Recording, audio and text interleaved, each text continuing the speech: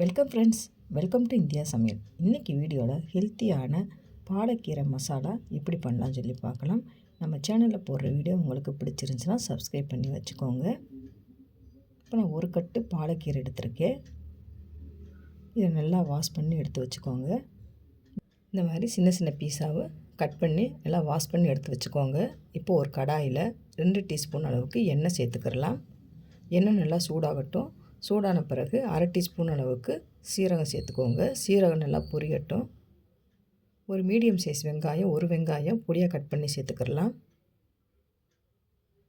இப்போ வெங்காயத்தை நல்லா வதக்கி விட்டுக்கோங்க. மீடியம் சைஸ் தக்காளி, ஒரு தக்காளி சேர்த்துக்கோங்க. இப்போ சேர்த்துட்டு நல்லா வதக்கி விட்டுக்கிறலாம். இப்போ வெங்காயமும் தக்காளியும் நல்லா வதங்கி வரணும். இப்போ பார்த்திங்கன்னா வெங்காயம் தக்காளி நல்லா வதங்கிருச்சு. இப்போ இந்த ஸ்டேஜில் 3 வெள்ளைப்பூடை இடித்து சேர்த்துக்கோங்க. இப்போ தேவையான அளவு மசாலா சேர்த்துக்கலாம். மல்லித்தூள், மிளகாத்தூள், கரம் மசாலா, கொஞ்சமாக மஞ்சத்தூள் இப்போ சேர்த்துக்கோங்க.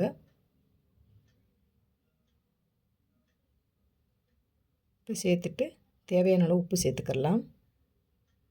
இப்போ நல்லா மிக்ஸ் பண்ணிக்கிறலாம்.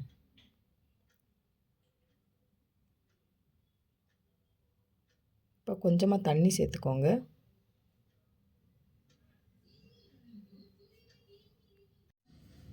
இப்போ தண்ணி சேர்த்துட்டு மேலாப்பில் கொஞ்சம் எண்ணெய் பிரிஞ்சு வர அளவுக்கு நல்லா வெந்து வரட்டும். இப்போ பார்த்திங்கன்னா நல்லா வெந்து வந்துருச்சு. இப்போ கட் பண்ணி வச்சுருந்த பாலக்கீரை இதோடைய சேர்த்துடலாம். பார்க்குறப்ப நிறையா இருக்கிற மாதிரி இருக்கும். இப்போ நல்லா வதக்கி விட்டிங்கன்னா ரொம்பவே கம்மியாக இருக்கும்.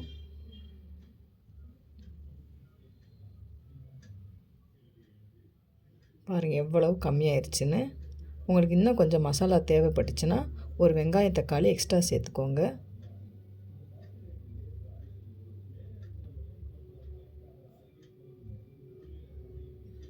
பார்த்திங்கன்னா நல்லா வெந்து வந்துருச்சு. சூப்பராக நல்லா வெந்து வந்திருக்கு. இதை சூடான சாதத்தோடு வச்சு சாப்பிட்றப்ப டேஸ்ட்டு சூப்பராக இருக்கும். சப்பாத்தியோட சாப்பிட்றப்பையும் டேஸ்ட்டு சூப்பராக இருக்கும். ட்ரை பண்ணி பாருங்கள். ட்ரை பண்ணி பார்த்துட்டு கமெண்ட் பண்ணுங்கள். உங்களுக்கு இந்த வீடியோ பிடிச்சிருந்துச்சுன்னா லைக் பண்ணுங்கள், ஷேர் பண்ணுங்கள், கமெண்ட் பண்ணுங்கள். உங்களை நான் வேறு சந்திக்கிறேன். பாய்.